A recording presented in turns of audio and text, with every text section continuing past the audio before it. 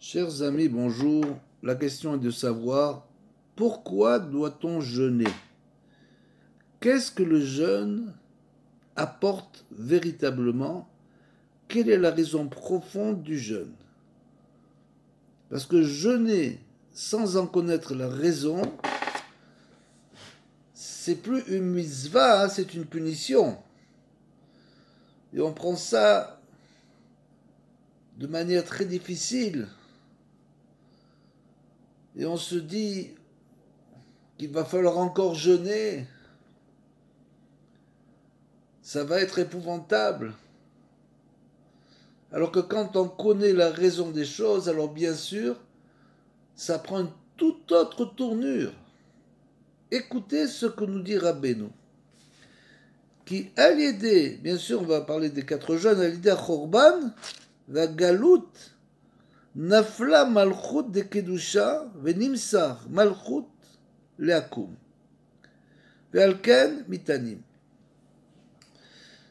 La destruction du temple, c'est la raison essentielle pour laquelle on fait les 4 jeûnes, bien sûr.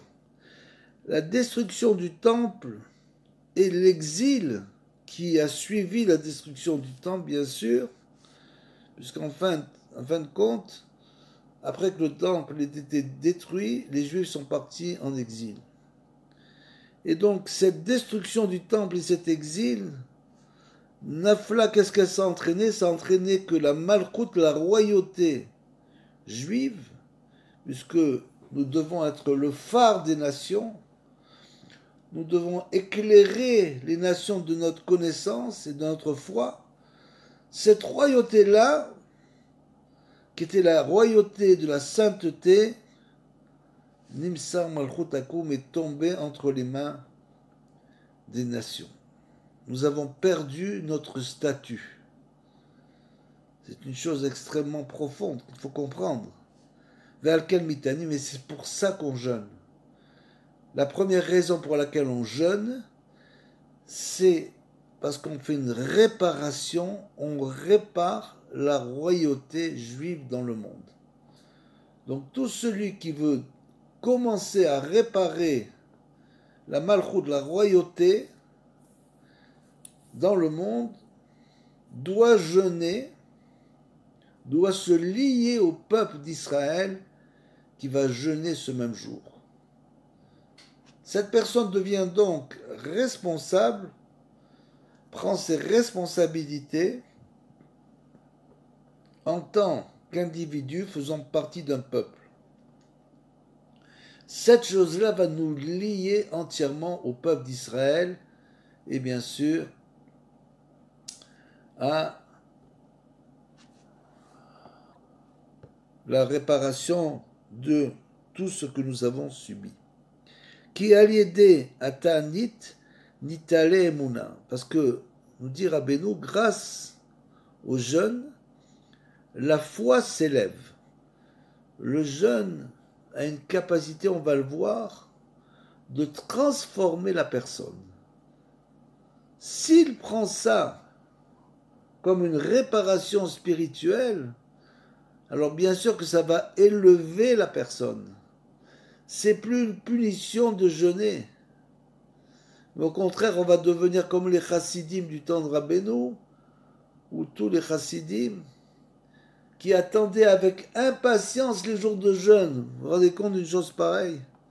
Et qui même jeûnaient très souvent pendant la semaine, certains, Yom Shini, Yom Chamishi, et faisaient toutes sortes de jeûnes sans arrêt, parce que c'était une grande réparation, bien sûr. Et grâce à cela, on élève la royauté juive dans le monde s'élève grâce aux jeunes, puisque cette royauté représente la foi. La manière la plus représentative de comprendre ce qu'est la royauté juive, c'est bien sûr la Emouna, la foi en Hashem Itbarach. Qui ikara galut mechamat chisaron Emouna, comme l'écrit Rabbeinu, l'essentiel de la galoute, de l'exil, c'est du fait d'un manque de foi, chez Chazal Omrou, comme les Chazal ils ont dit, Lo Charba Yerushalayim et là al chez Paskouba Anche Amana, la ville de Jérusalem a été détruite du fait que tous les sages qui avaient véritablement la foi, ou Mechamadze Galou Venimsar Amalchut chez Bechinat Emuna, tous ces sages-là ont disparu, et alors bien sûr, cette Malchut, cette royauté, a été passée entre les mains des nations. Leakum, Vealken, Mitanim, Arbataniot, et c'est pour ça qu'on fait les 4 jeûnes. C'est pour réparer aussi la foi. On doit donc avoir la kavana, l'intention de réparer la foi pendant les jeûnes, qu'aider la lot à emuna, pour l'élever chez I Bechinat Malchut, chez I Bechinat Dalet, qui correspond aux 4 lettres bien sûr du nom de Hachem. Veze Bechinat Ta'anit, chez Mitanit al-Geshamim. Et aussi on va faire une petite parenthèse pour comprendre que dans les cas de la même manière, les cas où il n'y a pas de pluie, alors vous savez, dans certains cas, quand la sécheresse vraiment prend beaucoup d'importance, alors les sages de la génération décrètent un jeûne. Et donc c'est le jeûne pour réparer le manque de pluie, qui atzarat geshamim ou bishvil chisaron emuna, parce que de la même manière, la pluie ne tombe que grâce à la foi. Vous avez tout simplement, vous pouvez le constater de manière simple. Bon, je ne dis pas en Khouslaret, parce qu'en Khouslaret, il y a toujours de la pluie. Mais par exemple, en Israël, il n'y a pas de pluie avant qu'on fasse la prière pour la pluie. Dès l'instant où on fait la prière pour la pluie, très souvent, le même jour, la pluie tombe. Chose incroyable. Et donc, pourquoi ? Parce qu'on prie, on a la émouna, on a la foi. On prie pour la pluie et la pluie tombe. Et la pluie ne tombe que par le mérite de la foi, nous dit Rabbeinu, En geshamin nitzaarim, et là, comme les sages ont dit, la pluie n'est jamais arrêtée, seulement dans les cas où il y a un manque de foi. Kikar I amida, me'achar she nifsak ha'emuna, ועל ידי זה הוא בחינת הצרת מימי החסדים. Donc c'est ça la mida, c'est-à-dire que quand il y a un manque de émouna, et du fait de ce manque de émouna, à ce moment-là, ça bloque les chassadim, ça bloque la bonté divine en quelque sorte, du fait qu'on n'a pas la foi véritable.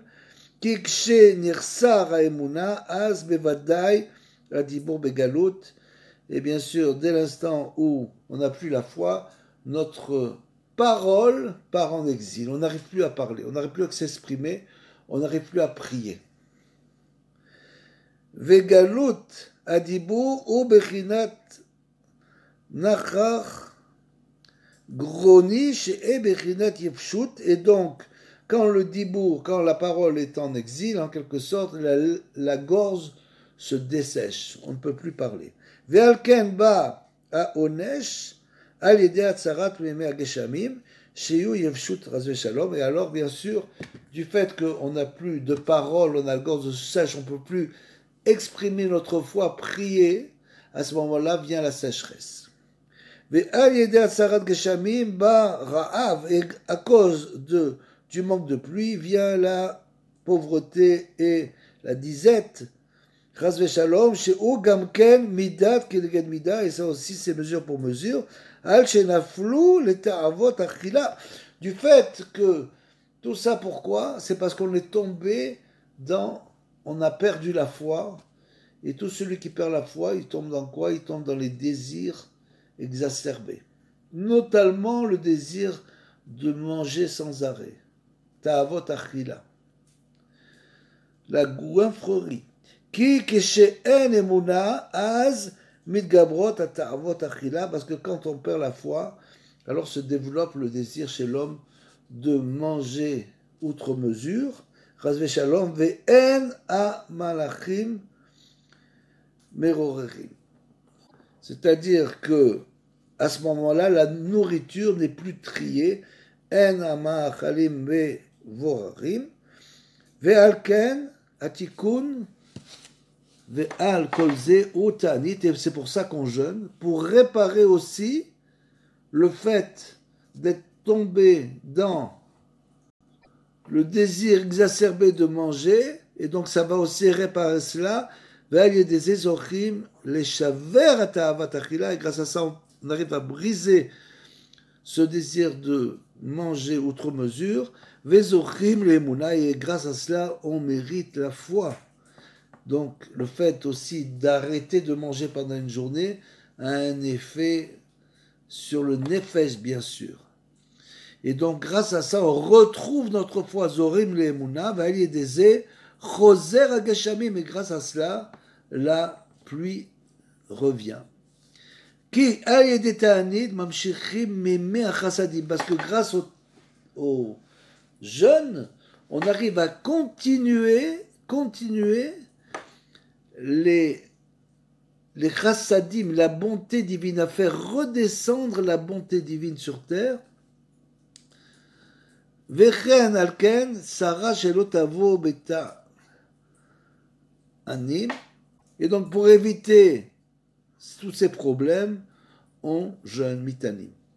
Ki kol atzarot ve'achisaron ras v'shalom kulam em echisaron adat. Parce que, en fait, comme on l'a dit au début, tous les problèmes de l'homme, tous ses manques, tout ce qui lui manque, tout ce qu'il pense lui manquer, ou qu'il veut obtenir et qui n'est pas vraiment nécessaire pour lui, vient d'un manque de connaissance. Dès l'instant où l'homme a une connaissance, étudie, dès cet instant-là, il arrive à gérer sa vie de manière équilibrée. Et donc, Kol Hatzarot et tous les problèmes, vers Kisronot et tous les manques, ne viennent que, mais Chisaron Adat, d'un manque de connaissance. Vers Chisaron Adat, Ayenu Astarat Ayedia, et ce manque de connaissance qui est en fait un voilement du savoir de la connaissance. Parce que la connaissance, comme l'explique Rabbeinu, il faut bien comprendre que cette connaissance-là est une connaissance qui nous entoure.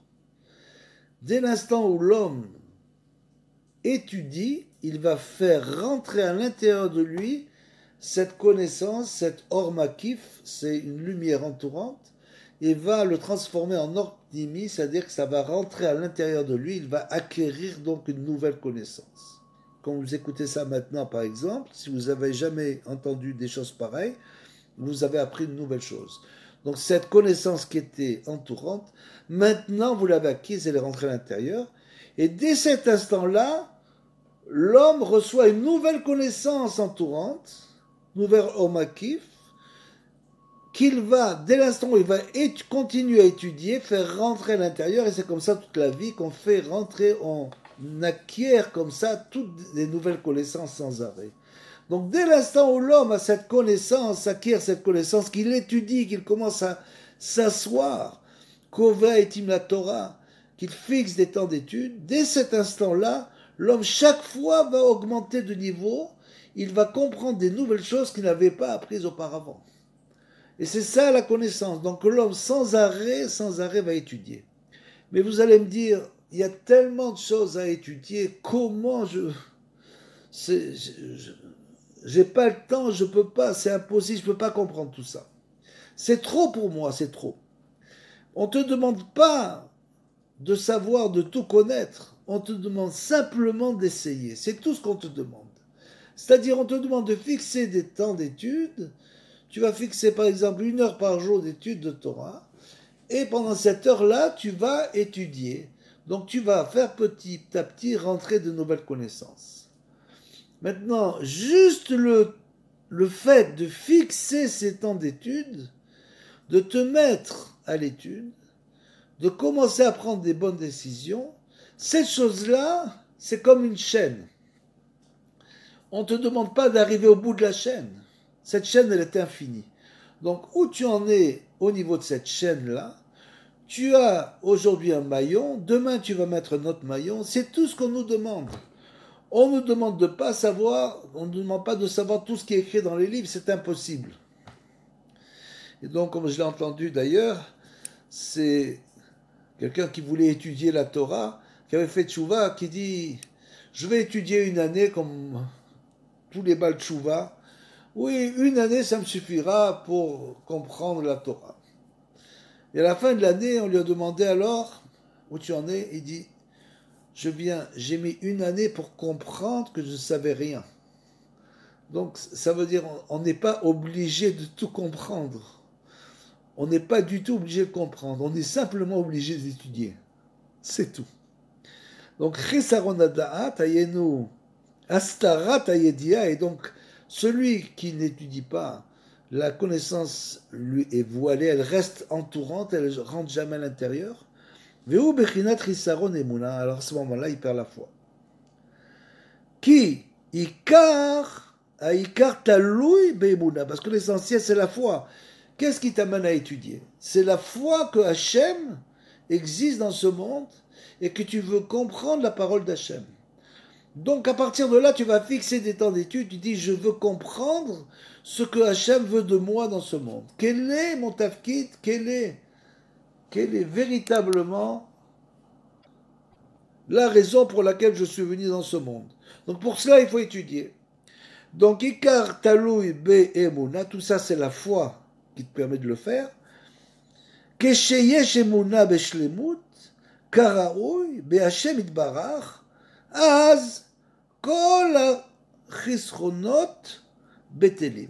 Dès l'instant où l'homme a la connaissance, à la fois que Hachem existe, dès cet instant-là, tous tes manques sont comblés. Tu arrives à combler tes manques uniquement comme ça. Bien sûr, après, il faut continuer le travail. La foi, c'est bien d'avoir une foi simple, comme c'est nos grands-parents qui croyaient en Hachem, qui croyaient qu'elle est, par exemple, à la synagogue le Shabbat ou pendant la semaine, etc., mais qui n'étaient pas spécialement versés dans l'étude.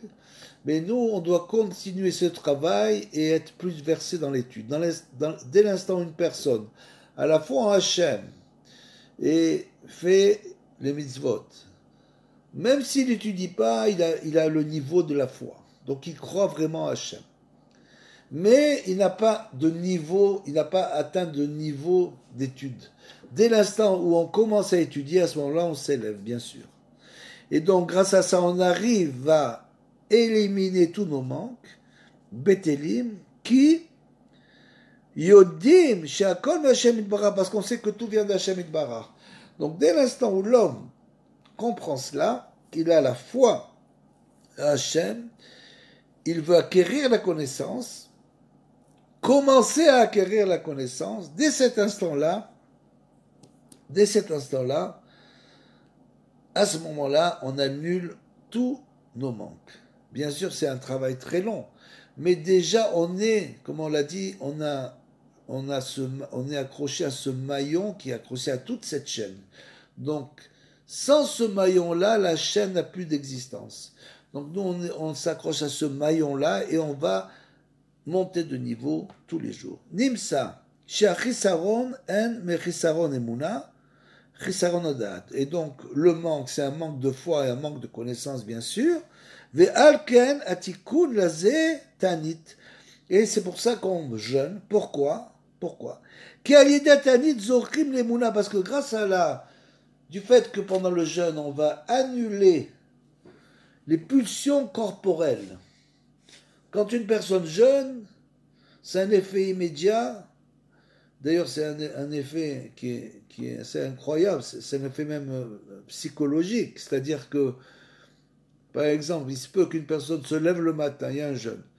Alors, elle se lève le matin, des fois, il se peut qu'elle ne boit pas un café le matin, par exemple. Elle oublie de boire son café. Bon, le matin se passe normalement. Et à 10 heures, elle se rappelle, par exemple, qu'elle n'a pas bu son café, elle va boire un café à 10 heures. Elle va très bien supporter de ne pas boire un café jusqu'à 10 heures. Si c'est un jour de jeûne, Tu te lèves le matin et le café, alors là, ça te... Alors là, c'est impossible. Tu peux plus te passer de café le jour du jeûne. Quand il n'y avait pas le jeûne, ça passait bien. Mais le jour du jeûne, tu sais que tu vas jeûner, alors là, tu peux plus t'en passer. Et alors, tu as mal à la tête, et tu commences le matin, j'ai pas bu mon café, etc. C'est donc psychologique. Pourquoi? Parce que tu prends ça comme une punition. Un jeûne, c'est pas une punition. Au contraire, tu vas faire une grande, grande réparation grâce à ce jeûne. Très grande réparation. Et le tikkun du Ta'anit, on l'a dit, c'est quoi? C'est, grâce à ça, on mérite la foi, la émouna et le date et la connaissance. C'est-à-dire que ce jeûne-là qui va annuler nos passions corporelles va nous permettre d'acquérir une foi beaucoup plus profonde à Hashem Yitbarach. C'est ça la kavana, l'intention pendant le jeûne. Ve'ikar ata'anit ou à teshuva. Et bien sûr que l'essentiel du ta'anit, c'est la teshuva. On jeûne pour faire teshuva, c'est pour ça qu'on jeûne. Donc quand le jeûne vient, on doit être joyeux de jeûner. Parce que c'est un jour, un grand jour de teshuva. On doit être très joyeux, on va faire des grandes réparations pendant ce jeûne. Qui aliédé à Teshuvah, olé à Malchut, et donc on revient au début, grâce à la Teshuvah justement, la royauté maintenant reprend sa place, chez Bechinat Emuna, qui est la foi, aliédé Zenishlam Adaat, et grâce à ça, on arrive à compléter la connaissance, mais Bechinat Mizot Ola, Me'im Zot Ola. Comme c'est écrit, qui est-ce qui monte? C'est la foi. Veze chez Marbim betfilot ou bakasha de kol hata'anitim. C'est pour ça qu'on fait beaucoup de supplications pendant les prières des jeunes. Il y a des ajouts, bien sûr, qui sont des supplications, des nombreuses supplications. Pourquoi? Qui ikar hata'anit ba'al yedeze kedesh la alot adibour. Parce que on a dit, comme on l'a dit au début, en période de sécheresse, on ne peut plus parler. Pendant le ta'anit, on va essayer d'élever cette parole, la prière, c'est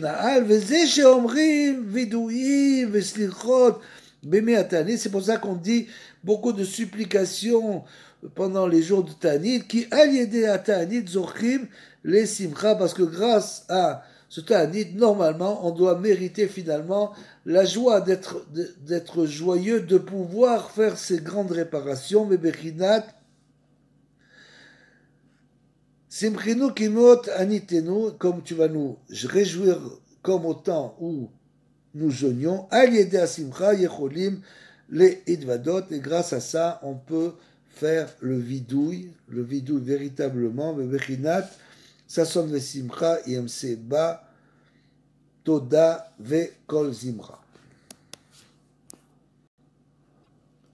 Veze gamken, bechinat arbataniot. Tout cela aussi représente les 4 ta'anit, les 4 jeûnes, chez Mitanim à la Chorban, que nous jeûnons pourquoi? Essentiellement du fait de la destruction du temple. Quel est le rapport entre le jeûne et la destruction du temple? Chez Ugamkem, les taken à shalom, parce qu'on est là pour réparer la paix. Ce qu'on désire pendant le jeûne aussi, c'est de réparer la paix. Pourquoi? Comme les sages ont enseigné, quand il n'y a pas de paix, il faut jeûner. Chez Ikar Ta'anit, chez En Shalom, parce que l'essentiel du Ta'anit, du jeûne, c'est quand il n'y a pas de paix.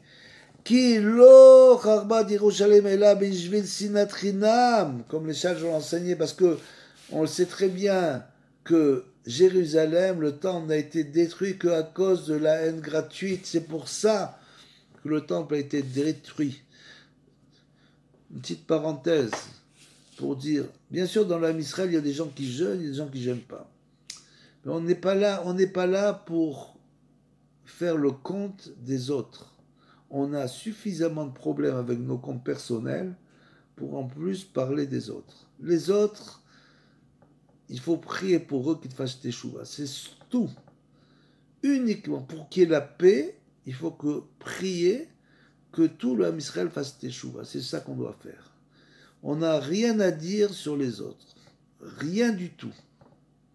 D'abord, c'est du lashon hara. Le lashon hara du yachid sur une personne isolée, c'est une chose extrêmement grave. Et quand c'est sur un groupe de personnes, c'est encore beaucoup plus grave. Donc on n'a rien à dire. Nous, ce qu'on veut, c'est réparer nous-mêmes et prier pour que tout l'homme Israël fasse teshuva, pour que nous soyons dans le shalom. Comme le dit Rabbeinu dans une autre Torah, bien sûr, que le shalom, la paix, c'est toujours entre les deux opposés. Tu fais pas la paix avec quelqu'un avec qui tu es déjà en paix, qui te ressemble. C'est quand il y a une opposition qu'on doit faire la paix, naturellement. Et il nous dit, Rabbeinu, que dans tous les cas, même si toi tu crois que dans cette opposition-là, la paix est impossible, tu dis c'est pas possible, comment je peux faire la paix avec des gens pareils, par exemple? Mais alors justement, nous dit Rabbeinu, c'est parce que tu ne comprends pas que s'il est tout à fait possible de faire la paix avec tout le monde. Et donc pourquoi? Parce que le Khorban, la destruction, ça vient justement de la haine gratuite. C'est pour ça qu'on jeûne. Qui ta'anit, nitaken amachloket venase shalom. Parce que grâce au ta'anit, la dispute est réparée et on arrive au shalom. Kenal. Vekren al kol sarah shelo tavo mitani. Mais c'est pour ça que chaque fois qu'il y a des problèmes, justement, on jeûne.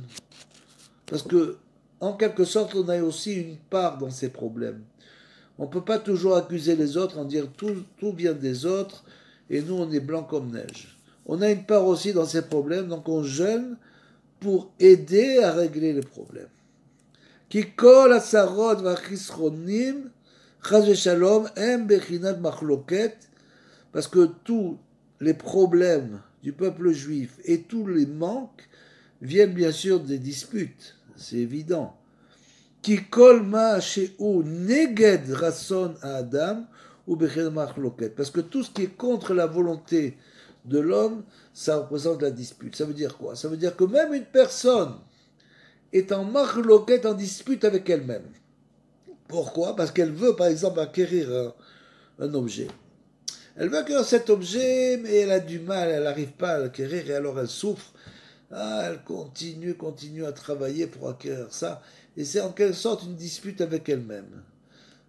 Alors que si elle annulait cette chose-là, elle dit c'est pas le moment n'est pas venu, je vais attendre que les choses se passent de manière plus naturelle. Elle va annuler cette chose-là matérielle, une chose matérielle bien sûr. Elle dit je le ferai plus tard. À ce moment-là, elle sera plus en marloquette avec elle-même. Donc sans arrêt, l'homme est en dispute avec lui-même, avec les autres, avec le monde, avec le Dieu préserve le peuple juif, les non-juifs, etc., etc. Mais c'est une histoire sans fin. C'est-à-dire qu'il faut arriver à ce qu'on appelle la plénitude, comme c'est écrit que Yaakov, il arrive Shalem Erchrem, il est arrivé Shalem, il a acquis la plénitude. Il était totalement en plénitude. Donc ça veut dire qu'il était en shalom, en paix avec lui-même, avec le monde entier et avec Hachem, bien sûr. Qui atzarot shalom em aliede idgabrut adini, parce que tous les problèmes viennent bien sûr du renforcement des rigueurs, chas shalom, chez em echinat machloket, et ça, qui est représenté, les rigueurs sont représentées par la dispute, bien sûr. Dayenu, chez en yichlal smol beyamim, ras shalom, chez ze bechinat machloket, bechinat dinim. Parce que la droite représente la bonté, le chesed, et la gauche, la rigueur. Dès l'instant où la gauche, qui est la rigueur, prend le dessus sur la droite, à ce moment-là, c'est les dinim, c'est bien sûr les rigueurs qui vont tomber, Dieu préserve, sur le peuple d'Israël. Qui parce que finalement l'homme doit comprendre que ce grand clal du Talmud, qu'il n'y a pas d'Issourim, il n'y a pas d'épreuve sans faute. Ça n'existe pas qu'une personne ait des épreuves sans qu'il y ait une réparation de quelque faute qu'elle soit, ou bien qu'on veuille la faire avancer plus vers la teshuva. C'est pour ça que l'homme a des épreuves. Il faut savoir aussi que Rabbi Nathan explique que souvent quand quelqu'un fait teshuva, Hachem ne lui rend pas d'épreuve, lui donne pas d'épreuve. Pourquoi? Parce que la personne n'a pas encore de connaissances. Donc si elle recevait toutes les épreuves qui correspondent à ses fautes dès le début de la teshuva, elle abandonnerait immédiatement, sans, alors là, sans réfléchir une seconde. Donc Hachem ne lui rend pas ses épreuves par rapport à ses fautes, et ce n'est que quelques années plus tard, ça peut être 10 ans, 20 ans, 30 ans plus tard, ça peut être très longtemps plus tard qu'à ce moment-là, l'homme va commencer à avoir des épreuves, et il se demande, mais pourquoi j'ai ces épreuves, je ne comprends pas. J'ai pas fait de faute, je suis un bal teshuva, etc. Et j'ai des épreuves pareilles. C'est parce que justement, il fait le tikkun, la réparation des fautes passées. Et donc, c'est le grand klal. En isurin avon. Il n'y a pas d'épreuve sans qu'il y ait de faute à réparer. Ve'avon ou bechinat marlokate.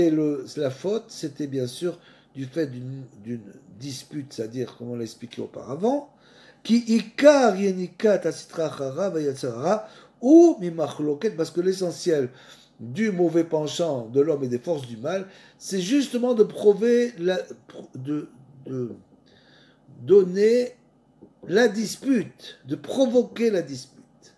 Que ce soit Dieu préserve entre un mari et une femme, c'est toujours le Yetzirara. Toujours le Yetzirara. Donc, entre mari et une femme, entre des groupes de gens, etc., c'est une chose terrible, terrible. Terrible. Même, bon, il explique un peu plus loin, Rabbeinu, il explique que même entre les tzadikim, il y a des machlokot, c'est terrible, c'est etc., qui s'infiltrent et qui arrive et qui avait à provoquer des choses pareilles, c'est une chose absolument terrible. Que les gens sont en machloquette, par exemple, au sein des communautés, etc., c'est une chose totalement impossible. Il faut donc, dans ces cas-là, jeûner, faire la paix. C'est rara au machloquette, comme on vient de le dire. Venimsa chez Aliédé à Avonot, chez Pagam, Bemachloquette, chez Nathan Koar Shalom, la Sitra Hara, à Cholkim à la Kedusha. Alors, comment ça se passe? Ça se passe tout simplement que, au début, ça provient toujours d'une faute. Donc, à cause de cette faute-là, les forces du mal en profitent et vont provoquer la dispute entre certaines personnes. Vecholekat al kedusha, et va essayer de les faire tomber de leur niveau de sainteté, bien sûr. Tout ça est venu d'une faute au début. Donc si l'homme fait la réparation tout de suite de ses fautes, qu'il fait le vidouille, comme on le fait pendant les jeûnes, qu'il va jeûner vraiment, par exemple, même si un jeûne collectif, et penser aussi réparer ses fautes à lui. Donc il fait le vidouille véritablement pendant même ces jeûnes-là collectifs, à ce moment-là, bien sûr, qu'il va faire une réparation de ses fautes. Ve'alken nitoreru alav dinim, razve shalom, shem bechinat machloket, ou misham ba'im atzarot, et c'est de là que viennent tous les problèmes, bien sûr. Donc, ça vient toujours d'une faute, et bien sûr, les forces du mal prennent cette faute et s'en profitent, se nourrissent de ça pour provoquer des disputes, et après, bien sûr, ça tourne très mal, jusqu'à provoquer la haine gratuite, c'est-à-dire que ça venait de là, bien sûr, ce qui a provoqué la destruction du Beth Amikdash et a provoqué 2000 ans d'exil. Vous vous rendez compte? 2000 ans d'exil à cause de tout cela. J'aime Keneged, Retsono, et tout ça c'est contre la volonté d'Hachem, Bechinat Machloket, ou les Taken Zot, Gozrim Tanit, et pour réparer tout cela, alors à ce moment-là, on décrète des jeûnes. Ces jeûnes-là ont un pouvoir fantastique d'annuler toutes les disputes. Chez Tikkun à Machloket, et qui va être la réparation de toutes les disputes. Canal. Qui, à Klal, chez Keneged Kol Mini Machlokot, Vetikun Utanit, et, comme on vient de le dire, la grande réparation se fait par les jeûnes. Donc vous voyez quelle est l'importance de ces jeûnes. De ne pas prendre ça comme une punition, que c'est une très très grande réparation, le fait de pouvoir, d'avoir le srout, le mérite de jeûner. C'est un grand mérite qu'Hachem nous donne d'avoir instauré, donc c'est que les sages ont instauré ces jeûnes-là pour pouvoir réparer tout ce qu'on répare. Le Bechinat, Marbe Tzedaka, Marbe Shalom, comme c'est écrit, tout celui qui va multiplier la tzedaka, parce que quand on jeûne, c'est comme si on faisait la tzedaka au peuple d'Israël. C'est comme si on faisait la tzedaka à nous-mêmes. C'est comme si on faisait la bienfaisance pour nous et pour le peuple. Et donc cette tzedaka va provoquer, Marbé Shalom, multiplier la paix. Veikar Tanit ou tzedaka, comme elle dit, parce que l'essentiel Tanit, c'est la tzedaka, c'est une tzedaka, c'est une bienfaisance qu'on fait quand on jeûne, qui agrade et Tanita tzedaka, parce que le mérite du Tanit, c'est justement la tzedaka.